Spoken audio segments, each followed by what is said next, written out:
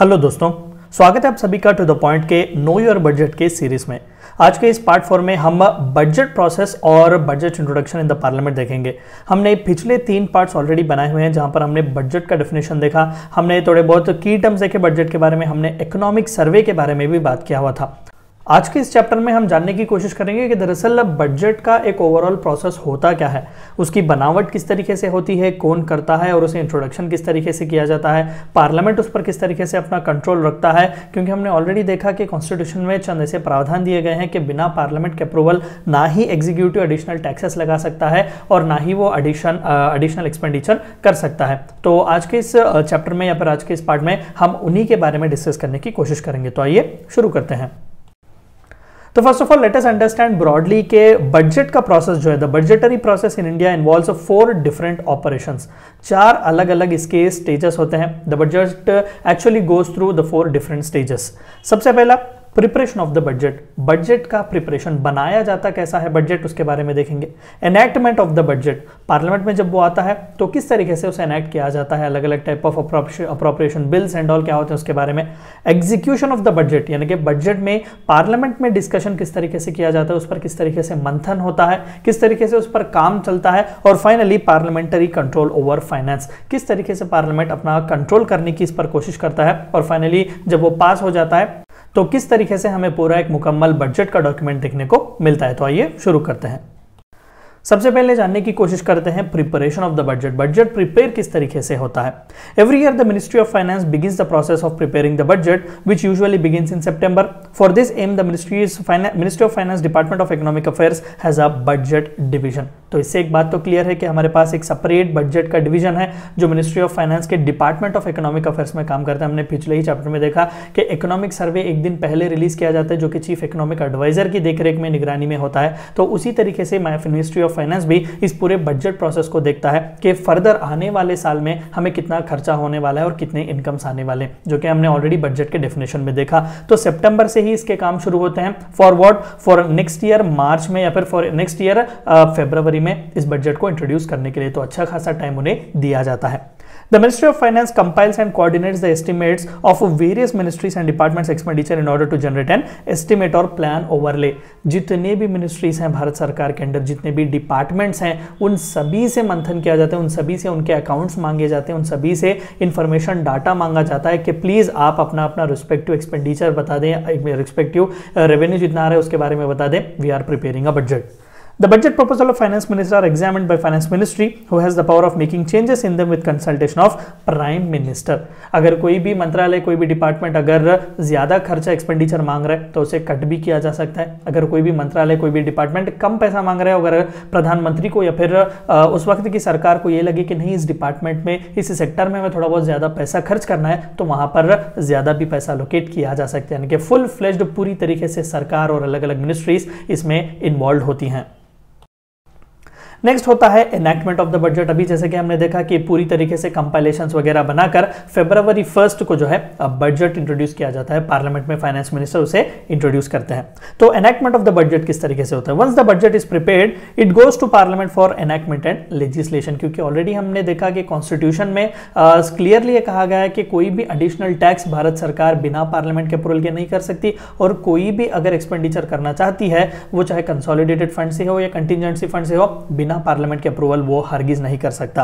तो हर हाल में चाहिए कि legislation should be enacted. The budget must pass through the following stages. तो थोड़ा बहुत ही लंबा प्रोसेस है, stay with me, I will explain you. In Lok Sabha the finance minister presents the budget as usual. अभी तो निर्मला सीतारमण जी करेंगी। In Lok Sabha he presents his budget. At the time a copy of budget is placed on Rajya Sabha's table to members of parliament are given printed copies of the budget to go over the intricacies of the budget measures।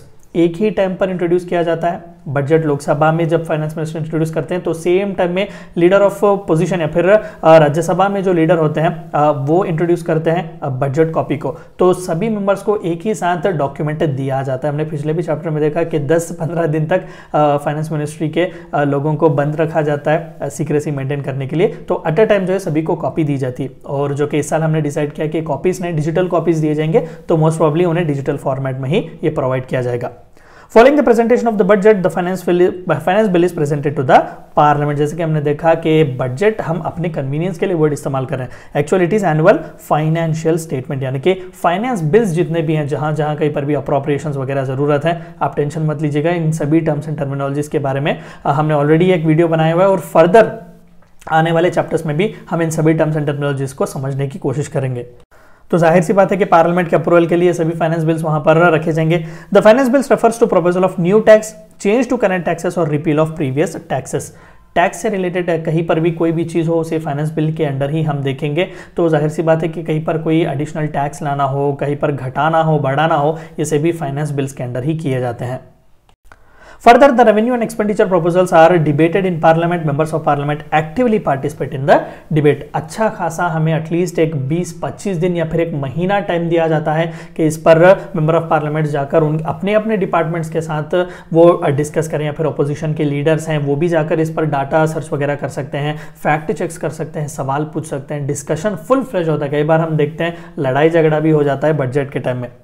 Grant requests are presented to Parliament at the same time as the budget. These grants requests demonstrate that the estimates of expenditure for several ministries must be voted on by the Parliament. अभी तो जो आप मांग रहे हैं ना कि expenditure के लिए हमें पैसा चाहिए, यानी कि आप ग्रांट मांग रहे हैं, you want a grant, tension मत लीजिएगा, type of grants and all के बारे में हम आगे के चैप्टर में इसके बारे में डिस्कस करेंगे, ठीक है। तो अलग अलग ग्रांट्स के रिक्वेस्ट वहां पर अलग अलग मिनिस्ट्रीज रखती हैं, तो उन्हें भी डिस्कस किया जाता है।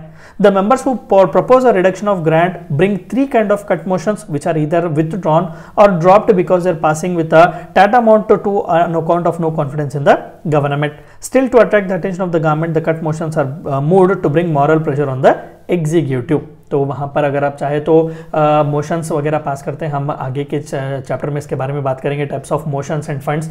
तो वहाँ पर जो है इसी तरीके से अगर अपोजिशन को लीडर को, मतलब फॉर एग्जांपल अगर अपोजिशन के लीडर को लगता है कि किसी एक मिनिस्ट्री में ज़्यादातर पैसा खर्च किया जा रहा है, तो वहाँ पर वो कट मोशंस वगैरह भी पास करवा सकते हैं। तो जाहिर सी बात है कि हद से ज़्यादा इस तरीके के मोशंस वगैरह पास होना ये अच्छी बात नहीं है उस वक्त के सरकार को।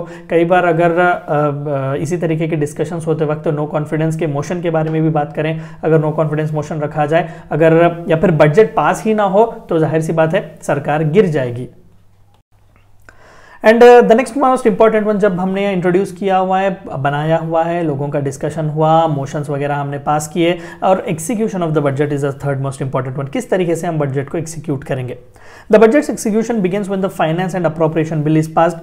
The executive department is given permission to begin collecting funds and spending it on approved projects.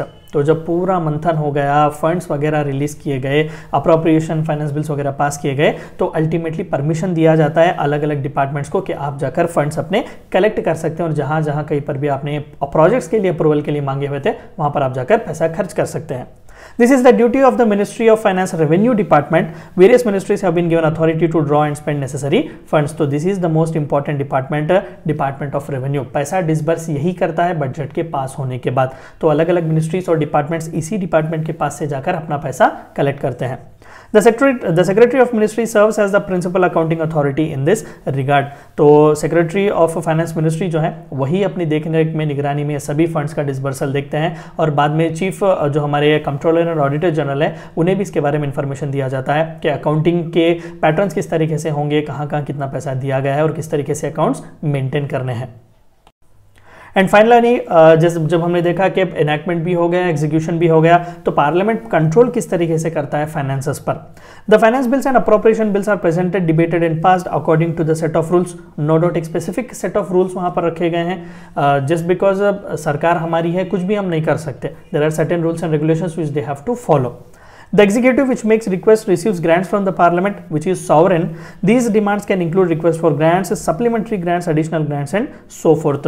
ये सभी टाइप ऑफ अलग अलग ग्रांट्स हैं, ग्रांट्स और फंड्स वगैरह जो है हम आगे के चैप्टर में इसके बारे में डिस्कस करेंगे इन डिटेल। तो ये सभी डिमांड्स वगैरह जो है वो नो डाउट पार्लियामेंट के ही आगे रखते हैं, क्योंकि पार्लियामेंट जो है कहीं ना कहीं सॉवरेन माना जाता है, इन सभी चीज़ों में सुप्रीम माना जाता है कि उसका डिसीजन डिस्कशन ही इंपॉर्टेंट है। Other than those, for the Consolidated Fund of India, expenditure estimates are provided to the Lok Sabha in form of grant demands.